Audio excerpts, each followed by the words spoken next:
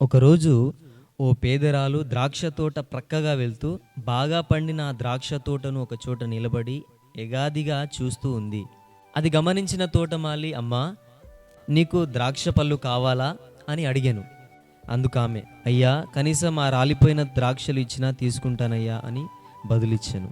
అప్పుడు ఆ తోటమాలి, అమ్మా, నీవు వెళ్ళి ఎన్ని ద్రాక్ష పళ్ళు కావాలో అంత పెద్ద బుట్ట తెచ్చుకో, ఆ బుట్ట సరిపడా పళ్ళు ఇస్తాను అని చెప్పానట. వెంటనే ఆ మామగారు పరుగు పరుగున వెళ్ళి ఒక బుట్ట తీసుకొచ్చి అతని చేతిలో పెట్టానట. ఆ తోటమాలి, అమ్మా, ద్రాక్ష పళ్ళు తీసుకొస్తానుండు అని చెప్పి తోటలోనికి వెళ్ళెను. తోట బయట ఆ మామ 1000 కళ్ళతో ఎదురు చూస్తుంది, కానీ ఆ తోటమాలి మాత్రం రాలేదు.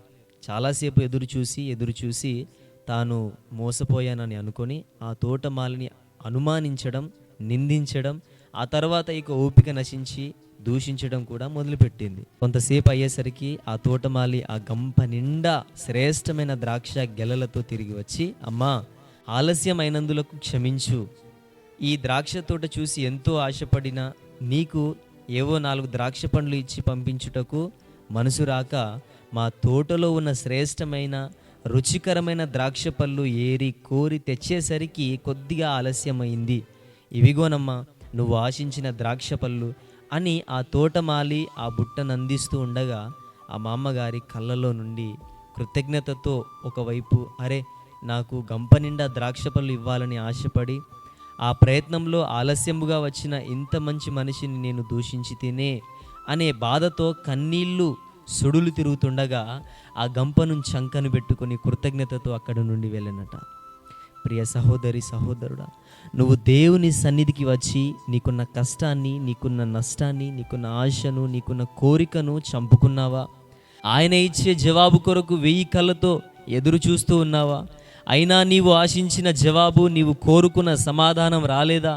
నీ సమస్యగానే, నీ కోరికగానే మిగిలిపోయిందా? అధైర్యపడకు. నీకు సంపూర్ణ జవాబు ఇవ్వాలనే, నీ కన్నీటిని నాట్యముగా మార్చాలనే, నీ నిరాశను, నిస్పృహను తీర్చాలనే ఆశతోనే దేవుడు నీ కోరికను దాచి ఉంచిన శ్రేష్టమైన వరాలను, ఫలాలను కోరుకొని తీసుకొని రాబోతున్నాడు. కాబట్టే ఇంత ఆలస్యం అవుతుంది. చాలని జవాబులతో, అరకొర ఆశీర్వాదాలతో నిన్ను నింపి లేదా వట్టి మాటలతో నచ్చచెప్పి ఖాళీ చేతులతో పంపించి వేసేవాడు కాదు మన దేవుడు. మంచి ఉద్యోగం కావాలని, మంచి సంబంధం దొరకాలని, మంచి ఆరోగ్యం పొందాలని, మంచి రోజులు చూడాలని, కష్టాలు తొలగిపోవాలని ఆశించావా? మనం ఊహించిన వాటికన్నా, అడిగిన వాటికన్నా అత్యధికముగా చేయగలిగిన, ఇవ్వగలిగిన శ్రేష్టమైన తండ్రి మన తండ్రి. కనుక నీకు రావాల్సిన జవాబు ఆలస్యం అవుతుందంటే నువ్వు పొందుబోయే జవాబు బహుశ్రేష్టమైనదని గ్రహించి విశ్వాసముతో, నిరీక్షణతో, ఓపికతో ఆయన జవాబు కొరకు కనిపెట్టు. అంతేగాని అనవసరముగా తొందరపడి విశ్వాసము కోల్పోయి దేవునికి, ఆయన దీవెనకు దూరం కావద్దని ప్రభు పేరట మనవి చేయుచున్నాను. తన సొంత కుమారుని అనుగ్రహించుటకు వెనుక తీయక మన అందరి కొరకు ఆయనను అప్పగించిన వాడు ఆయనతో పాటు సమస్తమును మనకెందుకు అనుగ్రహింపడు? రోమా 8వ అధ్యాయము 32వ వచనంలో ఈ విధముగా సెలవిస్తూ ఉంది.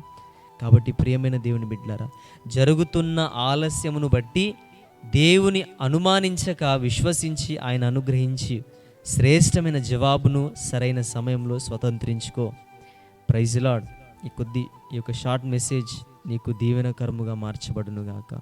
దేవునికి స్తోత్రం.